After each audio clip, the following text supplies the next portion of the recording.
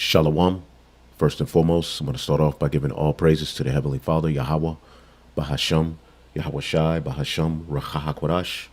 Double honors to the apostles and elders at Great Millstone who rule well. And as always, we give peace and salutations unto the elect, the house of David, all right, as well as the large multitude, the rest of the men, women, and children whom the Lord will have mercy on at the time that he sends his only begotten Son. All right, the name of the Most High, the God of Abraham, Isaac, and Jacob, is Yahweh Bahashem, in the name of Yahweh Shai, the name of the only begotten Son of the Most High, who the world ignorantly calls Jesus Christ, our mediator and high priest, which will bring us into the second covenant.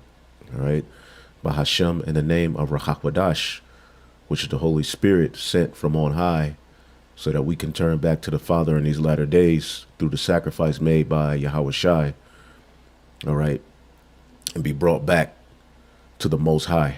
Okay, through this wisdom, all right, which is why you see all of these Israelite camps and all of these people, okay, coming back to the understanding that they are Israelites based upon truth and sincerity. Now, I wanted to touch on the image of the beast again, to drive a few points home. As you brothers and sisters see, yesterday I did a video in response to the elder Barak Abar video, and I wanted to go again today into the same topic, but touch on a few different points and bring it home so that you can all see and understand fully the image of the beast, because these guys and these other camps who are against the mark of the beast, being the RFID microchip, are teaching you that the mark of the beast is sin, which the scriptures say all, okay? As a matter of fact, let's get that. Romans 3:23, for all have sinned and come short of the glory of God. Okay, so this would mean all have received the mark of the beast, which when you read Revelation, the 14th chapter, if you take the mark of the beast, all right, then there's destruction.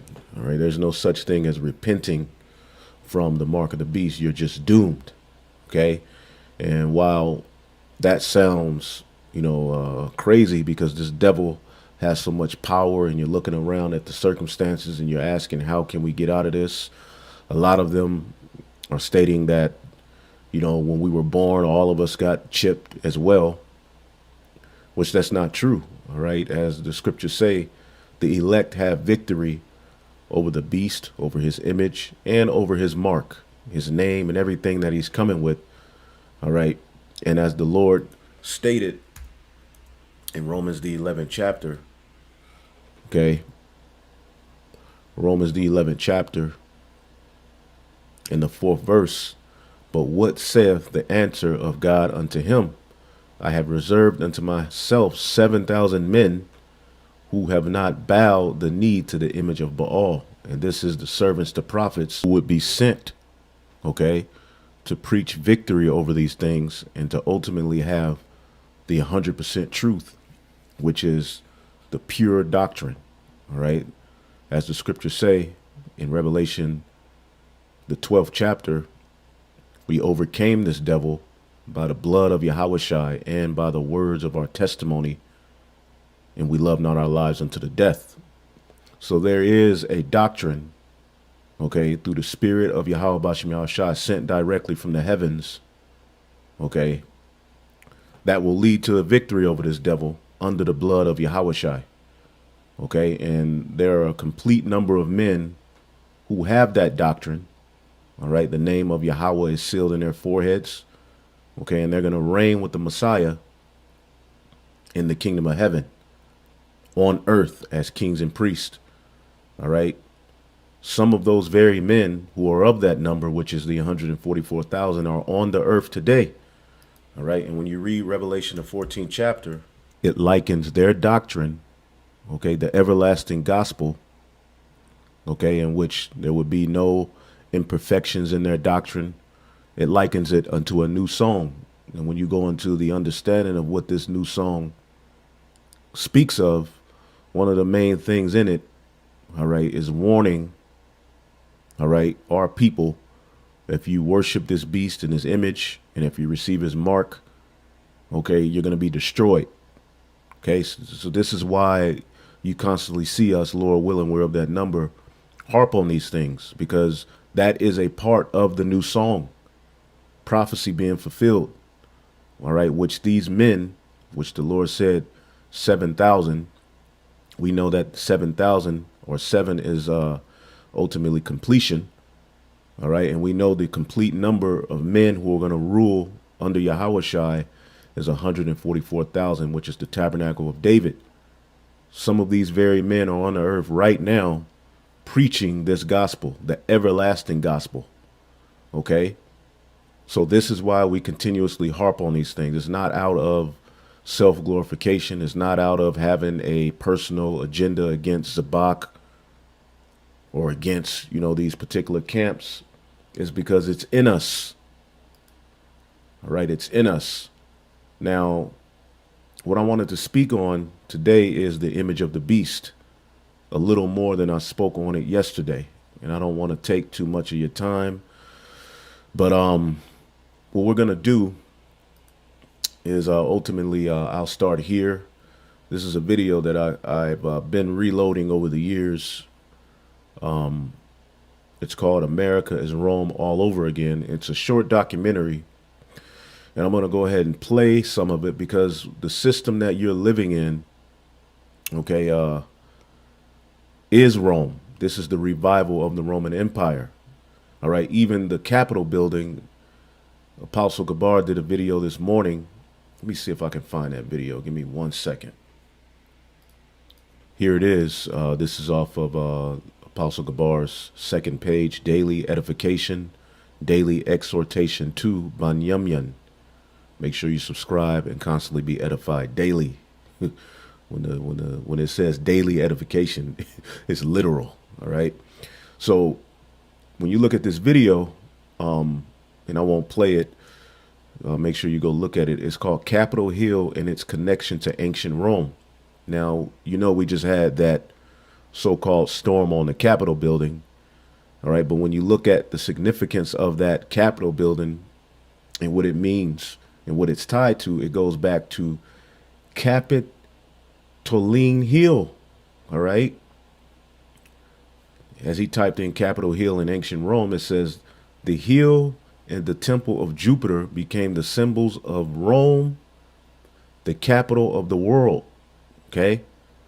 The temple of Saturn was built at the foot of Capitoline Hill in the western end of the Forum Romanum. See? So it's back here today, all right, in spirit, in the form of the Capitol building, which has that ancient Roman architect, all right, which also has the architecture, all right, of Petra, all right, who was inhabited by Edomites. Okay. As a matter of fact, when you look up Petra, which was inhabited by Edomites, you can see clearly that same Roman architect. See? Let's look up the Roman Capitol buildings and how they had their buildings. See? It's in Rome. All right, and then you have the U.S. Capitol building. See if we can make that a little bigger. Either way it goes, you can see it. Zoom in. You can clearly see it,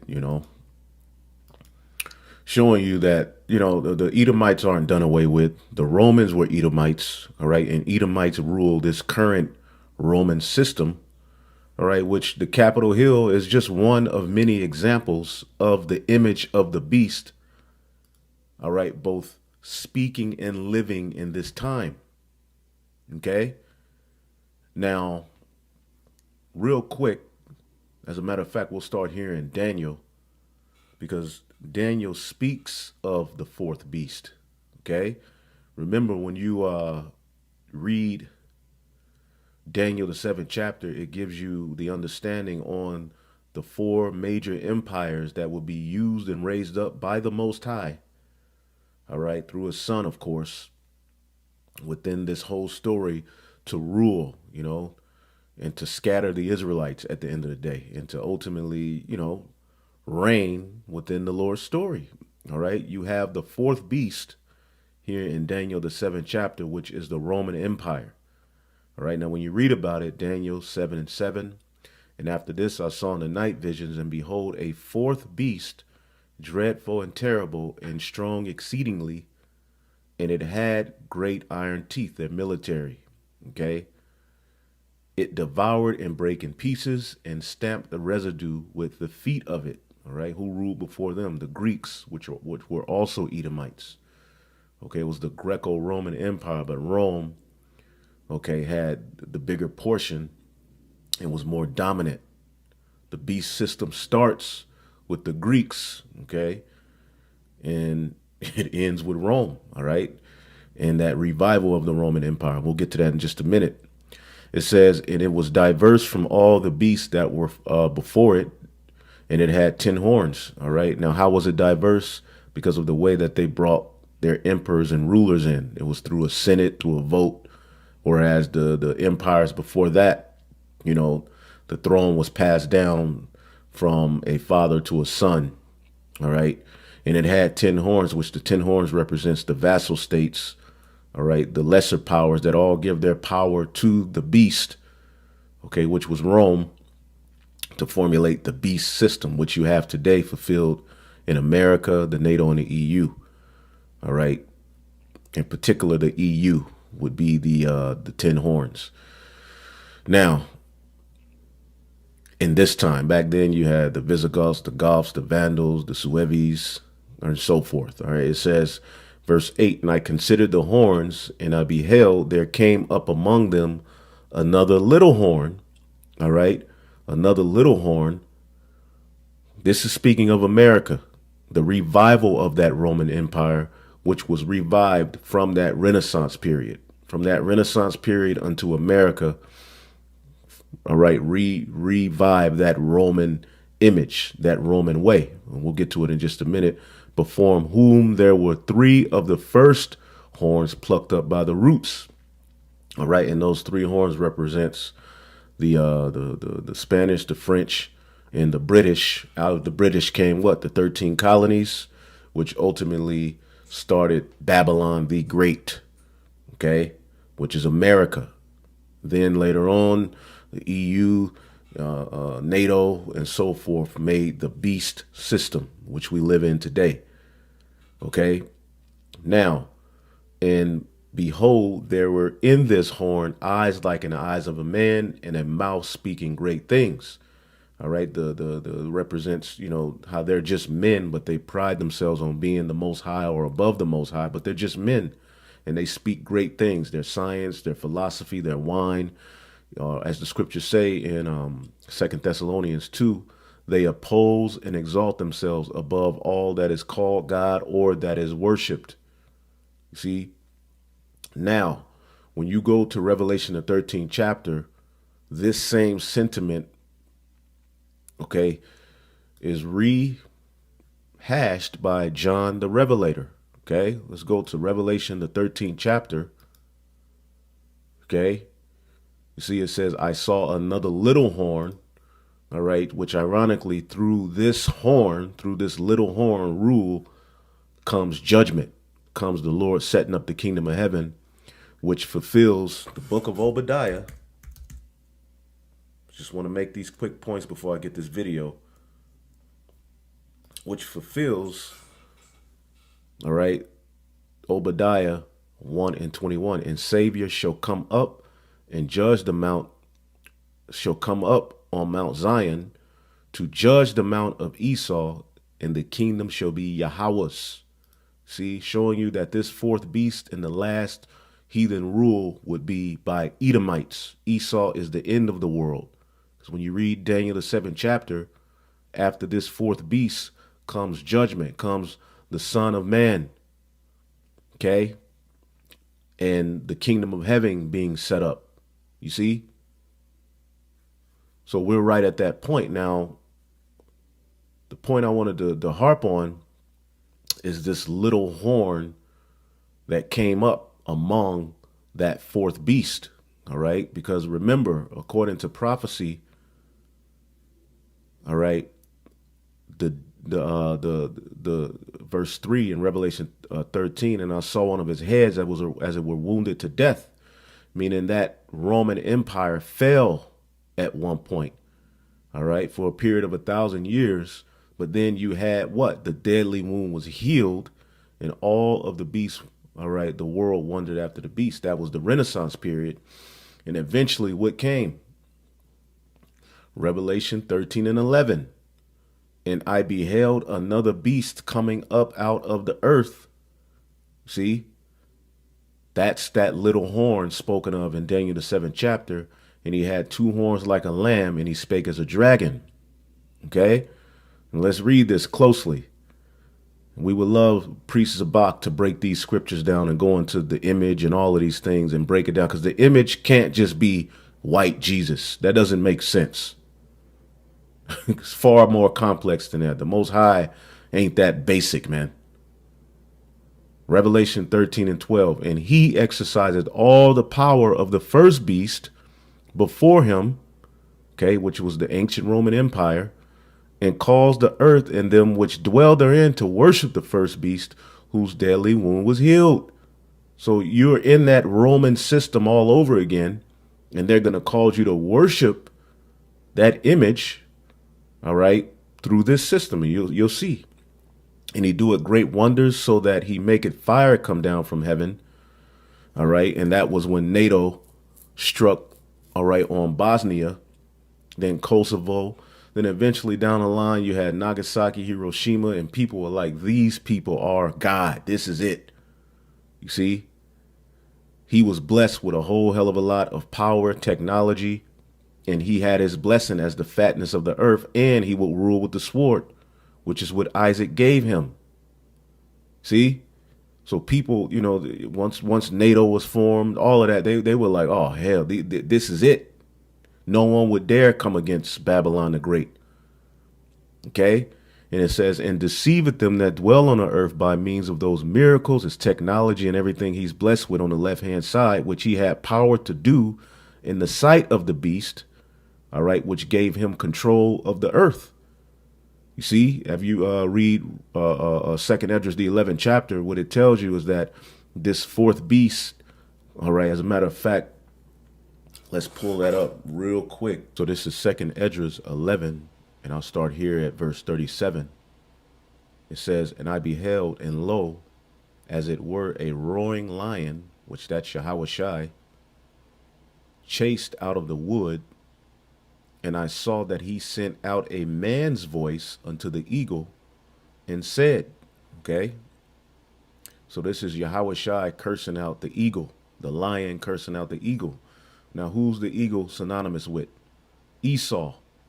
All right. And it just so happens that the Romans, the Greeks, they took to the eagle as a symbol of their rulership and kingdom.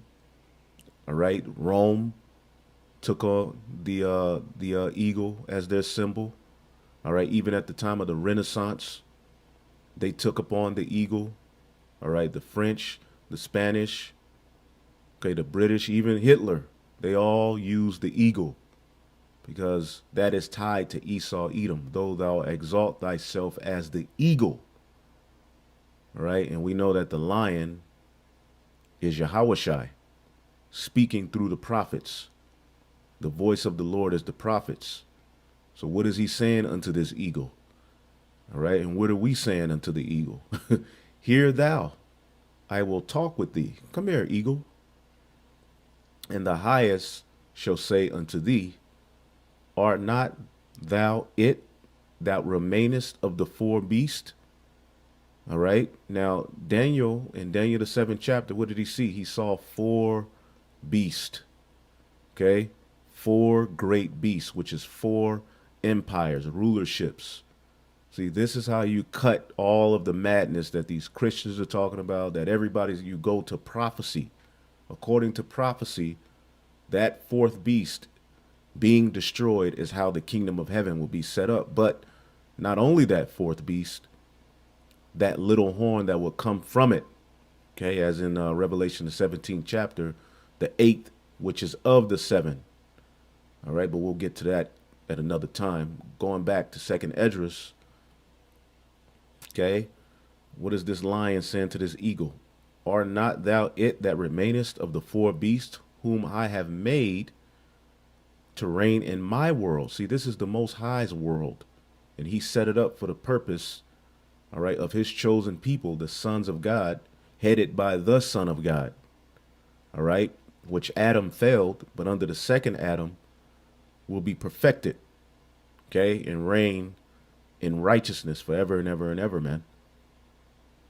You see, whom I have made to reign in my world, that the end of their times might come through them. So the end is going to come through who, according to the scriptures? Esau. Esau is the end of the world. Okay, that fourth beast in Daniel the 7th chapter and that little horn that came from it were the end of the world, where the kingdom will be set up. And the fourth came and overcame all the beasts that were past and had power over the world with great fearfulness and over the whole compass of the earth with much wicked oppression, and so long time dwelt he upon the earth with deceit. All right, so the whole compass of the earth, which is the fulfillment of Esau's blessing of the fatness of the earth.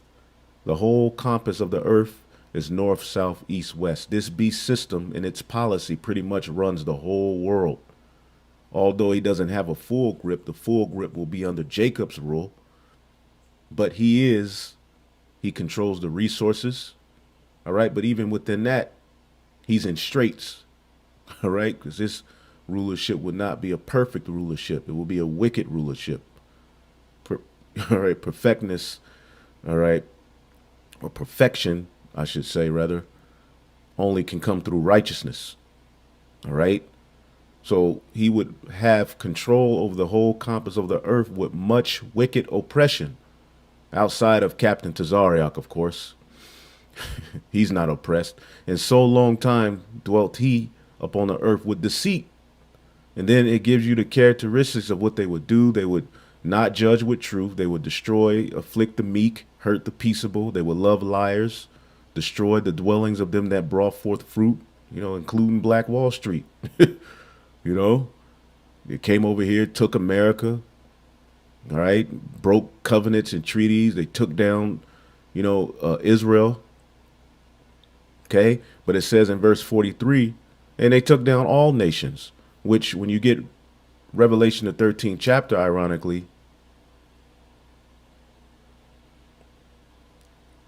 Revelation 13 and 7, from that Renaissance period on, he went through the earth just conquering, man. Revelation 13 and 7, and it was given unto him to make war with the saints, which are the Israelites, and to overcome them, and power was given him over all kindreds and tongues and nations. You see, and all that dwell upon the earth shall worship him.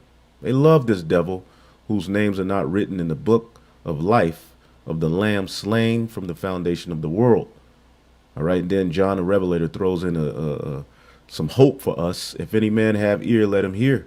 He that leadeth into captivity shall go into captivity. He that killeth with the sword must be killed with the sword. Here's the patient and the faith of the saints, meaning he's not going to get away.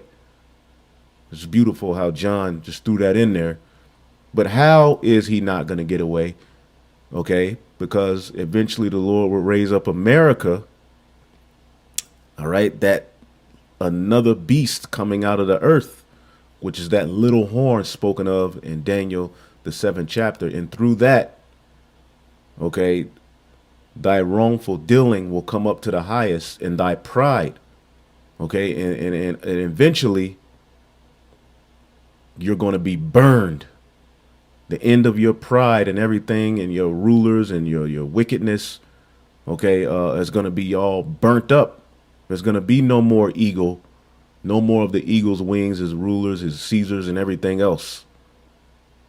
Okay, so that what? The earth may be refreshed and may be returned, being delivered from thy violence, because through this rulership, the earth was destroyed. Now, when you go back here to Revelation 13, real quick, as we were here in verse 14, what does it say? And he deceiveth them that dwell upon the earth by means of those miracles which he had power to do in the sight of the beast, All right, because the Lord gave him power. He had a grip over the whole earth, saying to them that dwell on the earth that they should make an image to the beast, which had the wound by a sword and did live. That's the ancient Roman Empire. You're going to bow to that system. When it's Rome, do as the Romans do. And you can see this sentiment being put into the earth. All right. As they continue with their quest for world domination, the more you speak righteousness, the more you will be deemed an enemy of the empire, which happened to our forefathers in ancient Rome. If you're speaking of another Lord or a God outside of them coming to reign in Yahweh Shai and the Messiah, ultimately you'll be deemed an enemy of the state, and they'll pass legislation to behead you and kill you or murder you. Okay? Now, verse 15, and this is the point where I'll get the documentary. It says, and he had power to give life unto the image of the beast, that the image of the beast should both speak, all right, and cause as many as would not worship the image of the beast should be killed. Okay? So the image of the beast is not just white Jesus. Now, white Jesus, Christianity, Satanism, science, the Senate, voting is all a part of that image, which when you get Revelation, the 20th chapter, we showed you. Guess I got to do it again.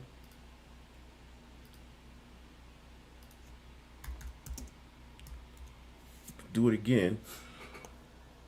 Got to drive this point home. Revelation 20 and 4, and I'll just jump to the point. I'll just read it. And I saw the thrones, and they that sat up on them, and judgment was given unto them. And I saw the souls of them that were beheaded for the witness of Yahweh Shai. Okay, so that very prophecy that we're reading in Revelation 13 of if you don't worship or bow to this man's way, you're going to be beheaded. It's going to be fulfilled in some of the men of the Lord who are preaching his word. You see? For the witness of Yahweh Shai, which the testimony that we have is going to be a part of overcoming this devil. That's why they're coming after this gospel, man. And for the word of God, okay, in which had not worshipped the beast, neither his image, neither had received his mark upon their foreheads or in their hands. So what Zabak is teaching, because a brother came onto the comment board and said he saw recently was Zabak. Well, I've saw him say this before. Well, the image is just fulfilled in white Jesus. All right, Serapis Christus, Cesare Borgia, which came about that image around the 1400s along with the Renaissance. So it's a part of the image of the beast. It's the part of what they use to promote themselves and exalt themselves. But it is not the mark. The mark deals with buying and selling. The image, as we read in Revelation, the 13th chapter, deals with worship. So you're telling me that John the Revelator only saw people worshiping white Jesus as he saw this beast system rise to the top? All right, and currently come to the point where they're going to cause all to receive this mark? No, that's a part of it, you see. But if you look closely, Christianity has ran its course. This beast system is no longer speaking about white Jesus and being a Christian. It's worked its purpose to get people, all right, the mass majority of the people, mainly you Israelites, under a delusion when it comes to the Bible, and to work witchcraft and to send evil spirits and work pedophilia all throughout the earth. That's a part of it. That's a part of the image. But how can just the image of white Jesus be the image? Remember, this image brought to life a system that fell by a sword and did live. Okay? So, let's show you how the image of the beast, all right, how this system this new Rome, which is America, this little horn gave life. Because remember, the system died for a period, but then through a Renaissance rebirth, which is that little season, all the way up to this point, starting around the 1400s, all the way unto this point, is where this devil had power to go throughout the four corners of the earth and spread his lies and work his wickedness, all right, and take down the saints and all of the nations at the end of the day. But the saints are the main ones who he harmed and injured. Over 2,700 years ago. Let me start it over. Rome, the eternal city. It was founded over 2,700 years ago by twin brothers Romulus and Remus. For centuries, the people and emperors of Rome ruled the known world. Now you see, that was the rulership of the ancient Roman Empire. They ruled the known world, right? But see, at the end, they would rule what? The whole compass of the earth, which fulfills Isaac's blessing to Esau. As a matter of fact, I want to pull it up here because I want to show you something real quick. Genesis chapter 27 and all right, because Jacob was blessed. This was Esau's blessing. Genesis 27 and 39. And Isaac his father answered and said unto him, Behold, thy dwelling shall be the fatness of the earth, meaning he would have control over the resources, the oil, okay, and the dew of heaven from above. Okay, he would be blessed. Okay. And by thy sword shalt thou live. All right. And thou shalt serve thy brother. And it shall come to pass, when thou shalt have the dominion, thou shalt break his yoke from off thy neck. Now that happened under King David. Okay. When King David ruled over the Edomites and the Moabites, and, you know, the throne of David was established, but eventually that would be broken up and Esau would be able to wiggle around. And then, you know, after that, you know, 1,000-year period where his ass was, you know, persona non grata, the Renaissance came. Okay. And he was able to pretty much from that point do what? He would have the dominion. Now, when you look up this word dominion, shout out to the elder Ariella for this plug. Rawad means to wander restlessly, to roam. Okay. And we know that this man neither keepeth at home. And then Revelation 20 also gives us some insight on that, saying what? Revelation 20 and 7, and when 1,000 years are expired, Satan, not the spiritual demon Satan, the seed of Satan, he whose coming is after the working of Satan, shall be loosed out of his prison and shall have the dominion and shall go out to deceive the nations which are in the four quarters of the earth, which is how he would gain power over the compass of the earth through his sword and through his lies, which are part of his sword. His tongue is a sword, which is going to lead to Gog and Magog to gather them together. World War III, Armageddon. So he's just about at the end of his blessing. So what was it? It would be based upon deceiving the nations in the four quarters of the earth, which is what Isaac blessed him with. So going back here, you see the territory of the ancient Roman Empire. Okay. But once that deadly wound was healed, and then that little horn grew, America, now they have the fatness. They have everything, pretty much. Just wanted to show you that. Through war and conquest, they dominated the entire Mediterranean and controlled. They dominated through war and conquest. Let's go back. 700 years ago by twin brothers Romulus and Remus. For centuries, the people and emperors of Rome ruled the known world. Through war and conquest, they dominated the entire Mediterranean and controlled a territory which spanned 3 continents. Did not Daniel tell you that the fourth beast would break in pieces these different nations and take everybody down? It was home to legendary figures like Julius Caesar and Augustus, but also to crazed emperors Nero and Caligula. Rome's history. Which, when you go to even the calendar, Julius is July, Augustus is August. So there's Rome built all into this system. This is how the image of the beast is living. History is a violent one. It was a civilization founded on bloodshed and lust, and would eventually destroy itself in the same manner. But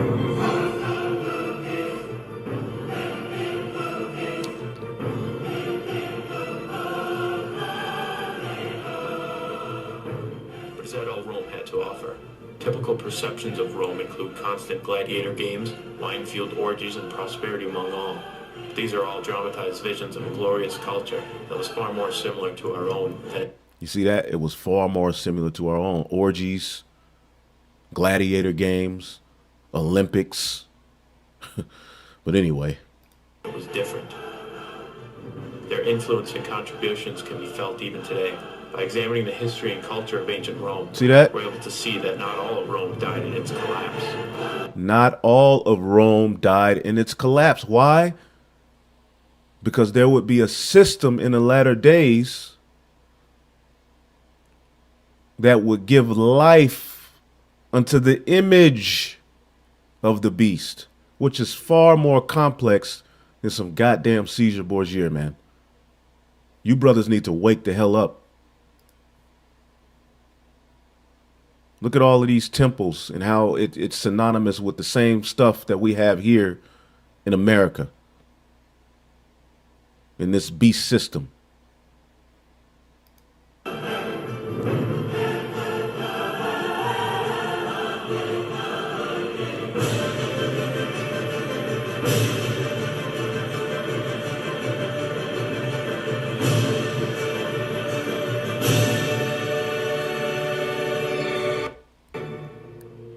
Every day, we're surrounded by common symbols which owe their meaning and lasting appeal to the Romans. For instance, the Great Seal of the United States shows an eagle clutching arrows in one leg and an olive branch in the other. Imagery such as this is usually interpreted as uniquely American. The eagle, however, was not always a symbol for American nationalism. In Roman mythology, the eagle was the companion of the chief god Jupiter, and it was used widely throughout Rome, adorning statues and temples. Let's get the book of Obadiah.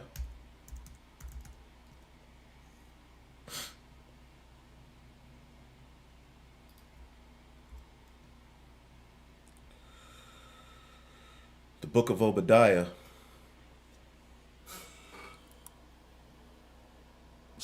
tells Esau, Obadiah 1 and 4, though thou exalt thyself as the eagle, and though thou set thy nest among the stars, thence will I bring thee down, saith the Lord. So Esau's tied to that eagle, and this is not the only way. All right? Just to show you that this is, because you have the fourth beast. Well, who runs that daughter of Babylon? So another thing, this is also Babylon the Great. Because what nation has to fall in order for the kingdom of heaven to be set up? In Revelation, Babylon.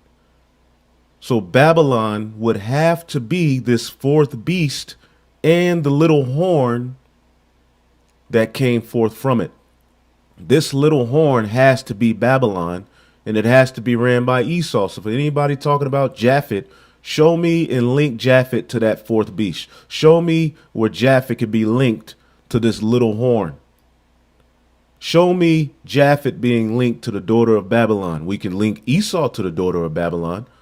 Psalms 137. See, this is how you devils are going to pay. This is why John the Revelator said, if any man have an ear, he that leadeth into captivity shall go into captivity. How? Through this little horn that would raise up and do all of this wickedness and exercise all the power of the ancient Roman Empire with more power, more technology, more military, more room and toys to play with. And it all started with that Renaissance period. The deadly wound was healed because remember, the Roman Empire fell, which was why there was a need, okay, when you go into this fourth beast, why there was a need, all right, for another little horn to come up from it, which is to bring back that energy and power. See? And that's fulfilled in Babylon the Great.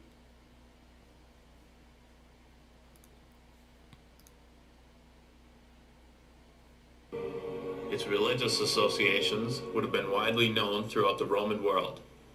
It was also used by the military, which carried standards with the bird of Jupiter mounted on top. The eagle. In recent history, others have used the eagle to create a memorable link with the ancient past. Napoleon Bonaparte's Grand Army used it to decorate their standards, banners, and uniforms.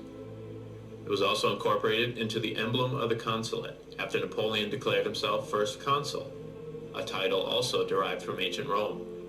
During World War II, the Nazis held party rallies and demonstrations while carrying Roman standards which were topped with the eagle. See that? So the scriptures is missing no punches when it likens you Edomites to the eagle. And that system being the system that's going to be destroyed in the ushering in of the kingdom of heaven.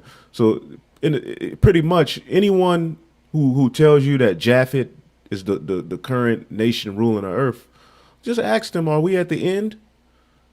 Well, yeah. Well, Esau would have to be ruling. See, Esau is heavily linked to end times prophecy, not Japhet. Link Japhet to the eagle. See, you all don't understand that Esau conquered those lands where Japhet originally dwelt. But that's all right, man. You all gonna get it in the world to come if you don't get it now. At the same time, fascist dictator Benito Mussolini, who envisioned Italy becoming a new Rome, also used ancient Roman symbols, including the fasces. It was a tool carried by Roman civil servants known as lictors in order to preserve the peace or hand out punishment.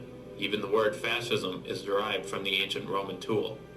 It also appears in numerous forms throughout the United States, representing strength or justice. The olive branch was also used in everyday life by the Romans. Olives were a precious commodity in the ancient world, despite the amount of labor required to produce them. Extending an olive branch to an enemy, therefore, became known as a symbol offering peace, as they could only be grown during peacetime. The olive branch appears on the official seal of the president, which has been in use since 1880, and on the United Nations flag.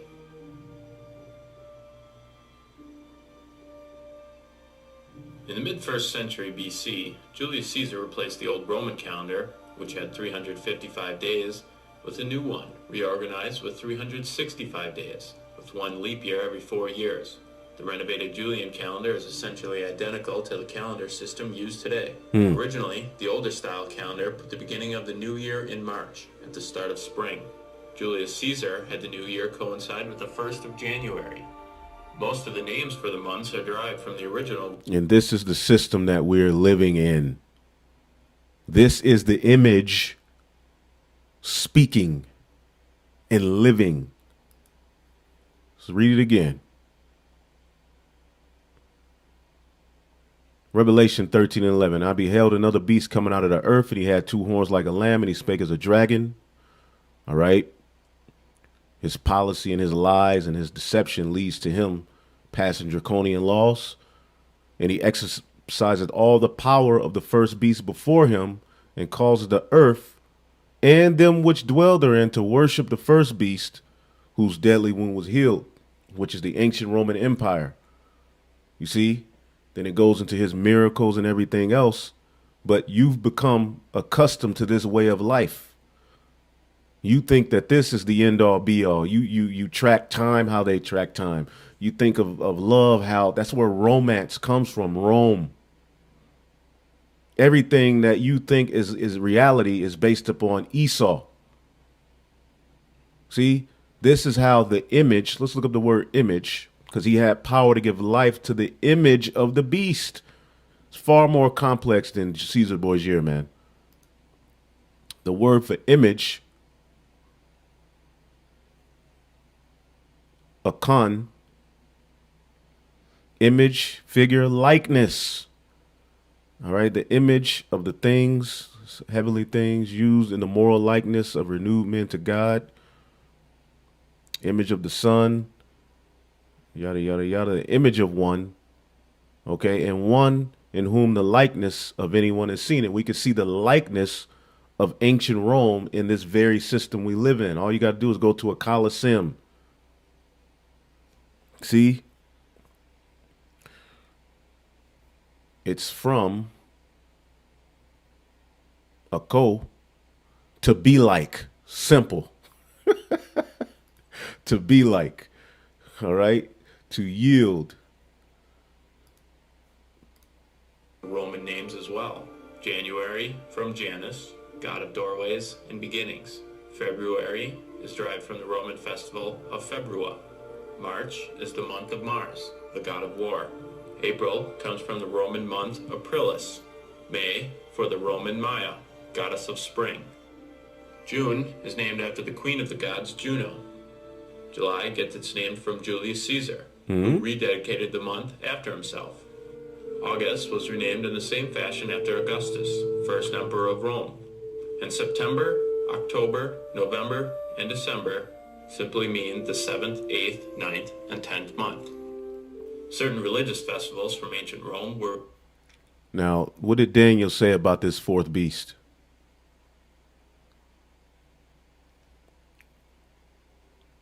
Because he goes further into what this fourth beast would do. All right. As a matter of fact, I'll just start at 21, then I'll jump. It says, Daniel 7:21, man, and I beheld the same horn which made war with the saints and prevailed against them. This explains why they've been able to do what they've done, all right, and overcome us. This all can't be explained by carnal means. You have to go into the scriptures. You know, why was this weakling able to overcome us? Prophecy, all right? Until the Ancient of Days came and judgment was given to the saints of the Most High, and the time came that the saints possessed the kingdom, all right? Thus, he said, the fourth beast shall be the fourth kingdom upon earth, which shall be diverse from all kingdom, and shall devour the whole earth, and shall tread it down and break it in pieces. Okay? And then it goes into the 10 kings, which are ultimately the vassal states. But verse 25 says what? And he shall speak great words against the Most High. Okay? In the revival of it, man. Okay? Verse 24, and the 10 horns out of his kingdom are 10 kings that shall arise, and another shall arise after them, and he shall be diverse from the first, and shall subdue 3 kings. That's Babylon the Great. All right, you have the Revolutionary Wars, all right, between the French, the Spanish, and the British. Out of the British came what? Babylon the Great. All right, the 13 colonies. Okay, which the British, you know, ultimately still have rule. All right, over America, but America has become a superpower, which fulfilled life being given to the image of the beast. Okay, it was through this system, Babylon the Great. And what did it do? It shall speak great words against the Most High, and shall wear out the saints of the Most High, and think to change times through his calendars, his daylight savings. And they shall be in laws, and they shall be given into his hand until a time and the dividing of times. But the judgment shall sit, and they shall take away his dominion and to consume it unto the end. And this is what's getting ready to happen. Replaced with Christian holidays as paganism declined under alternate names, but was... And they made these so-called Christian holidays laws. See? It was a law to rebel against the Heavenly Father, man. 10th month. Certain religious festivals from ancient Rome were replaced with Christian holidays as paganism declined under alternate names but with similar meaning. A Roman festival known as Lupercalia celebrated fertility and health. It was held February 15th and is the modern equivalent of St. Valentine's Day. Often used as a symbol for the modern holiday is the chubby winged child known as Cupid, which was the Roman god of erotic love. In December, Romans would honor the god Saturn during the week-long celebration of Saturnalia. This was held at the end of the month and is believed to be the basis for celebrating Christmas during this time. That's it. Which this all goes back to Babylon. Okay? Because where did Rome borrow their gods from? All right, Sumeria, which is, Syria, Babylon, Egypt, and so forth, This is why this is the spiritual Sodom in Egypt. One of Rome's often forgotten but inescapable contributions is their language. Although it is not spoken directly, the majority of words in the English language, at least 60% and probably higher, are derived from Latin. Yep. Many common names, such as Marcus or Julia, are Latin words. Even the name America is taken from a Latinized version of Amerigo. And when you read the New Testament, you'll notice a lot of the believers had, these Greco-Roman names. Okay? As he said, Marcus, you read about a Marcus in the New Testament. You read about a Jason, which in the Greek, means healer. That's a Greek name. In the Hebrew is Josiah. All right. But you can very well see how the image of the beast is speaking. And it's far more interesting and complex than just saying, that's Caesar Borgia. That's the white Jesus. That's how the image of the beast. That's what people. Come on, man. Y'all are too big and old for that whack ass breakdown. Grow the hell up. It's time for you men to stop being so damn proud, or not. Because that's what it's all technically is, just pride, man. And Sonetta even sees that y'all breakdown is off. The person it was named for. Other languages spoken around the world also developed from Latin.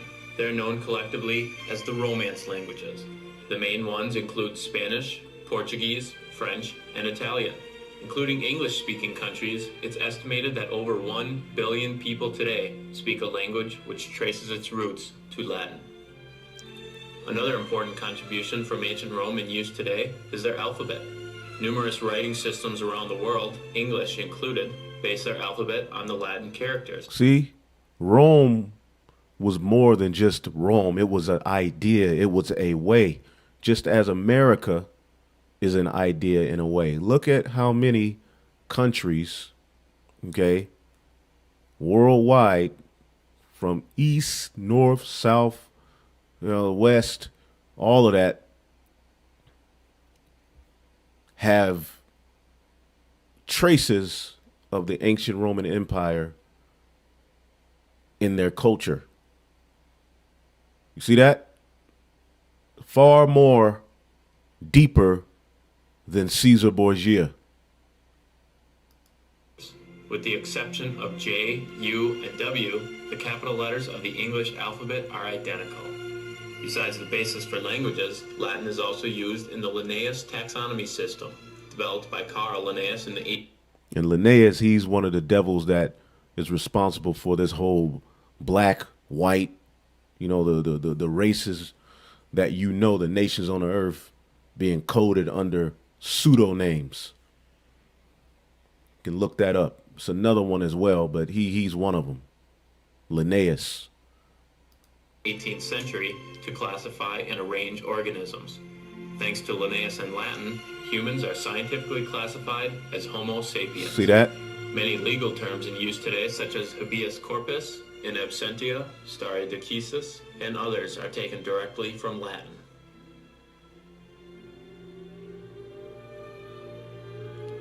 Roman law. At the heart of Rome was its government.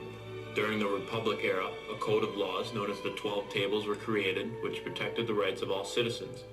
Roman law would eventually spread and become the foundation Give me 1 second. for numerous law systems throughout the world. because of the 6th century Emperor Justinian, who collected all works of law and assembled them in a single doctrine. Roman law was preserved until modern day. In one form or another, it was the basis for most of the European law systems until the end of the 18th century, and even the English common law, which helped influence the U.S. Constitution, borrowed from the ancient laws of Rome. Whoa. So the U.S. Constitution is borrowed from ancient Rome, putting more emphasis on the right breakdown that the image of the beast speaking and living is through the ways of the system. Got that, Jack? And we ain't coming in pride. We're just showing you that this is it. This is it. You know? He exercises all the power of the first beast. All right? He had life. He had power to give life unto the image of the beast. All right? That the image of the beast should both speak and cause as many as would not worship the image of the beast should be killed.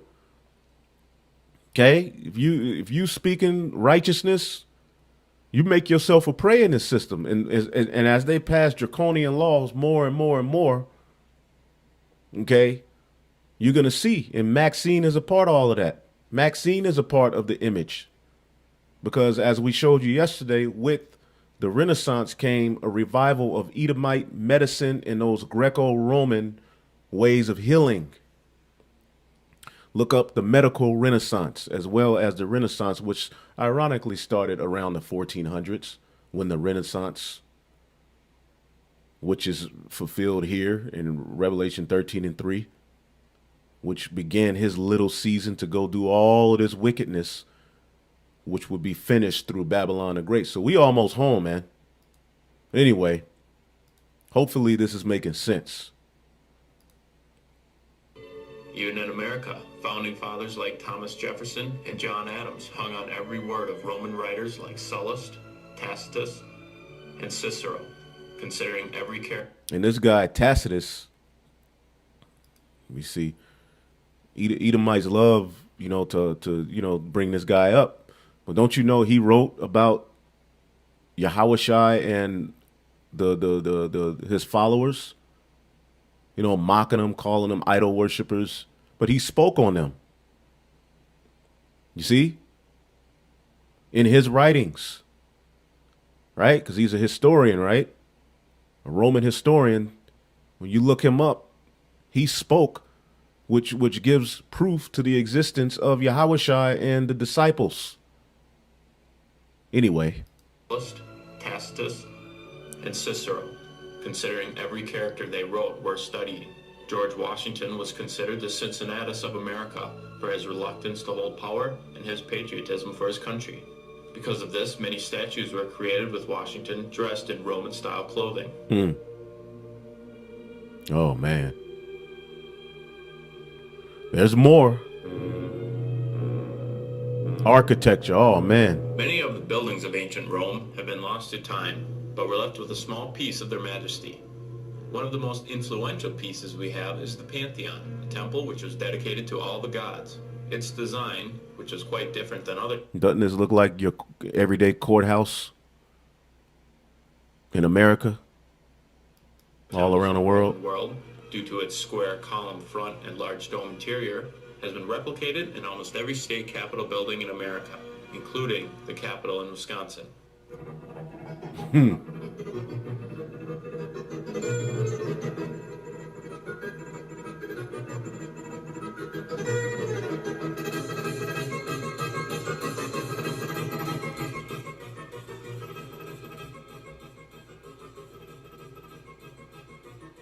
The Emperor Trajan was centuries ahead of his time when he built what is considered the first multi-story shopping mall. It was equipped. Shopping malls go back to Rome. Now, can you see how the image of the beast is living and speaking through this system? With the ancient equivalent of all the stores we might find in a modern mall. Sports fans as well owe some debt to the Romans for their architectural endeavors. Modern stadiums, which itself is a Latin word, are modeled after amphitheaters, a must in any great Roman town. The most famous of them is undoubtedly the Colosseum. Romans also loved going to the races at the Circus Maximus, a large oval track used for chariot racing. The Romans, like audiences today, enjoyed a good spectacle, often betting on their favorite gladiator or charioteer. There were also inventions like the hypocaust system, which circulated warm air through chambers beneath flooring. It was especially useful in bathhouses where heated floors were a necessity. This subfloor heating is similar to a system in homes today, centuries after it was first conceived.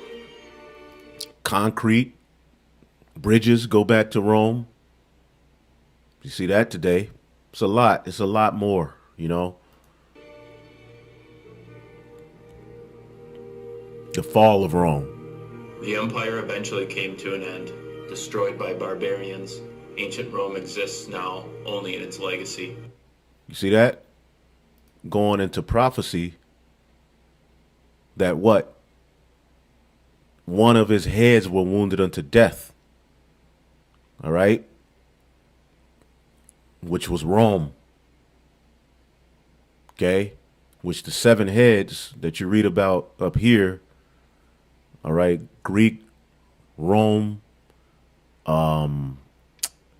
Germania Major, Germania Minor, the French, the Spanish, the British, which is the 7th, but as we read in Revelation, the 17th chapter,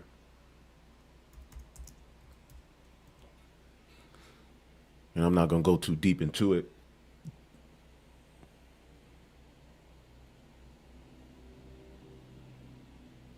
because this is where Esau's whole beast system is founded upon. Okay?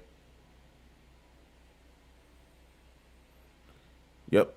Revelation 17 and 11. And the beast that was and is not, even he is the 8th and is of the 7th. See, he's of the 7, but it's another little horn that comes out. All right? He's of the 7 and goeth into perdition, which is going to be the destruction that comes to Babylon the Great. You see? So as this narrator is talking about the fall of the Roman Empire,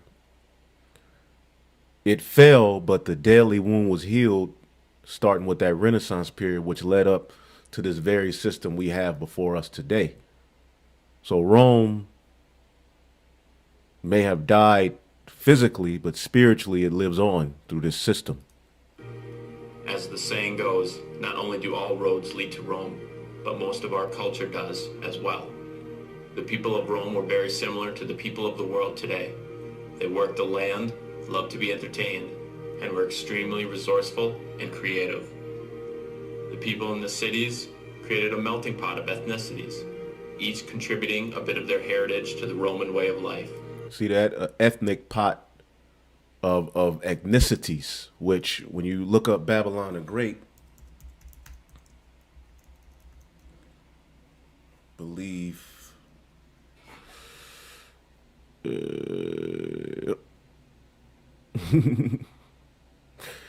yep, as Jeremiah even describes, because when Jeremiah wrote this letter to the captives at Babylon sent by Sariah, all right,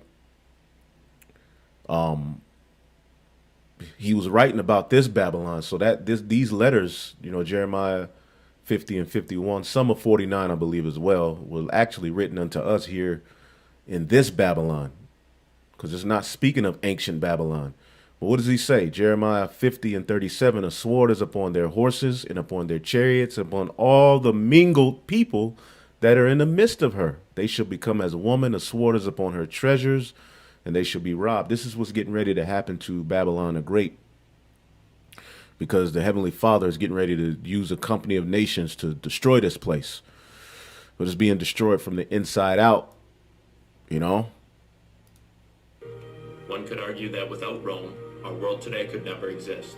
And that's true. Without Rome, this world cannot exist, because this is Rome. Okay, it's founded upon those same principles, and this is how the image This is the image. We just looked at it. So as you go here to Revelation 13 and 15, now we understand clearly how this system, this beast, all right, that came out of the sea, which is that little horn, we see now how it gave life unto the image of the beast. All right, that the image of the beast should both speak and call as many as would not worship the image of the beast should be killed. And that's happening. This is as draconian laws, all right, are passed more and more. The people who oppose, all right, Maxine, the medical, the stuff that they're going to try to do, they're going to be killed, But the water Yahweh Shemel Shah, that a remnant is preserved. Okay? Even of that remnant, some of us are going to be beheaded. All right? But it doesn't matter. We have to do what we have to do in order for this story to be fulfilled. Because as the Lord has awakened through waking us up, as the scriptures say in, let's get real quick, my internet is tripping. Let's get Psalm 73.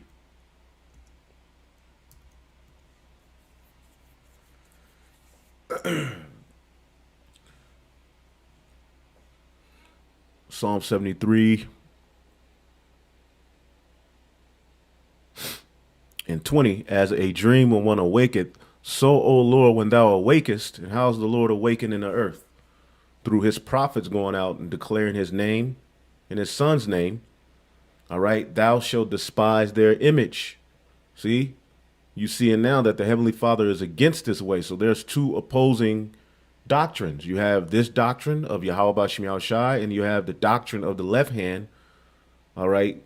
Through Satan. And that's being presented through the Edomites, who all of these different nations are joined to them. Okay.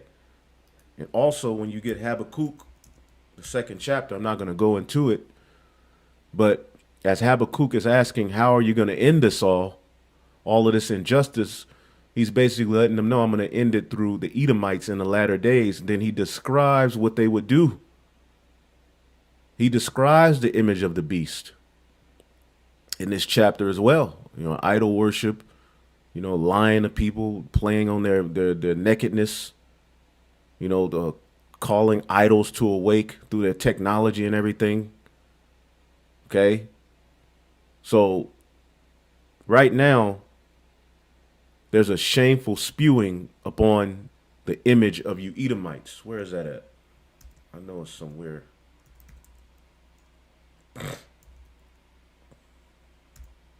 Yep. Habakkuk 2 and 16. 144. Call hello Yahweh Shem Yahshai. Thou art filled with shame for glory, because the Lord truly despises your image.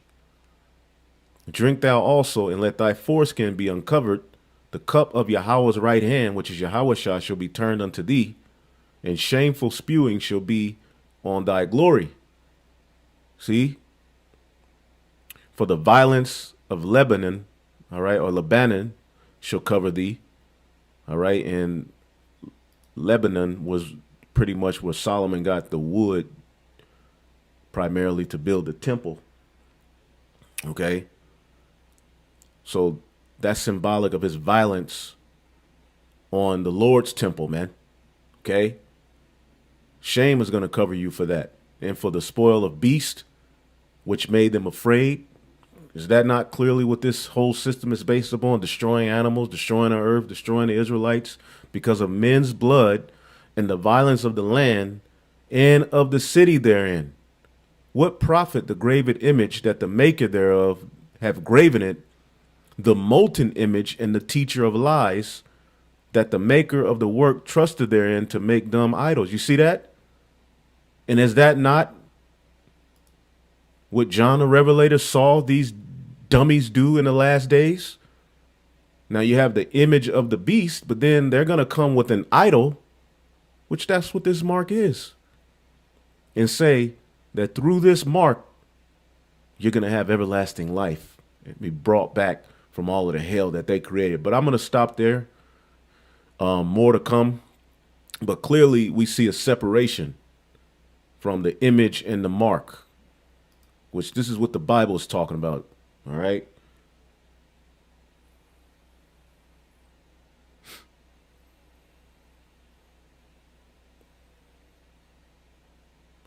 Yep.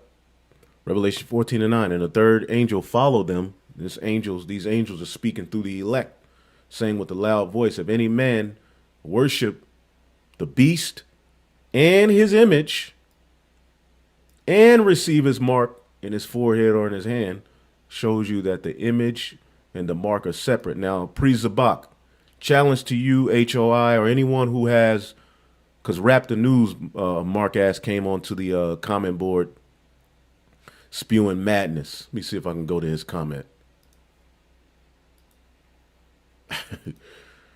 Rap the News. Let's listen to Rap the News' rhetoric, because he wiggles around our pages, you know. RT, and that's Rap the News. A video I did yesterday. He said the white, that's not off, meaning it's a box not going off. The mark of the beast. Let's see if I can zoom in on that. The white man's system is the mark of the beast. Everything within the white man's system is the mark of the beast. We can't pick and choose which is evil and which isn't. All of it is evil. But the mark directly deals with buying and selling. Now, ironically, this dude for a long time has mocked the New Testament. Now, all of a sudden, he's a scholar on the New Testament. The vaccine is the mark of the beast. Don't get it. See, the RFID chip is the mark of the beast. Don't get it. Money, everything that pertaining to us going to the white man to live is the mark of the beast. So that means we should all be destroyed because we all use money. Well, I use a credit card. You're using his system. So what is the solution? We got to be independent from the entire damn system to the best of our ability until the Most High. So what we're going to do? Create our own currency? And buy and sell that way?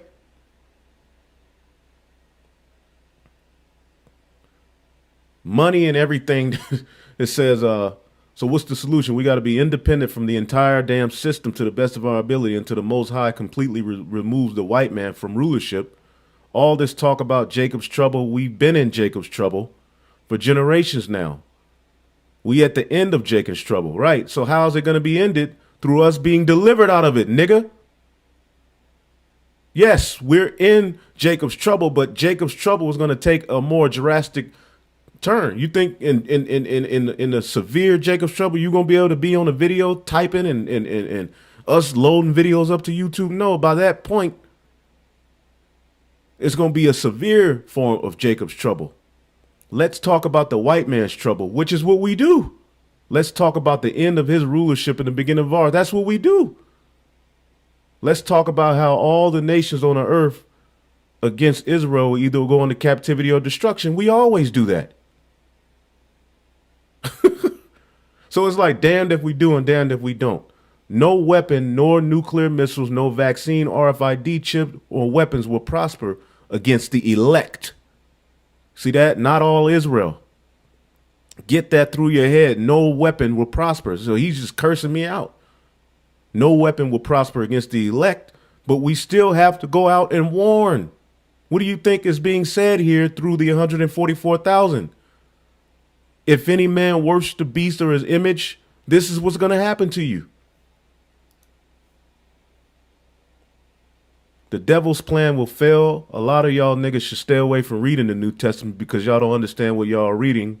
The Bible is a library of, in a figurative sense. The New Testament has a lot of important information, but y'all don't know how to properly read those books. We got to get out of Babylon, literally and figuratively, as much as possible. And he's saying some right things, but what's your problem? You see, months ago and years ago, Rap the News didn't even believe in the New Testament. He mocked this a lie, that's a lie, you know? Anything that led towards the Messiah, this is a lie. But see, his ass is on the sideline watching, and now he's trying to change. You see, you niggas ain't slick. But anyway, I'm gonna just leave that alone. On to the next one. Lord willing, if we get, to some more on this topic, it'll come later. Shalom. Gotta roll.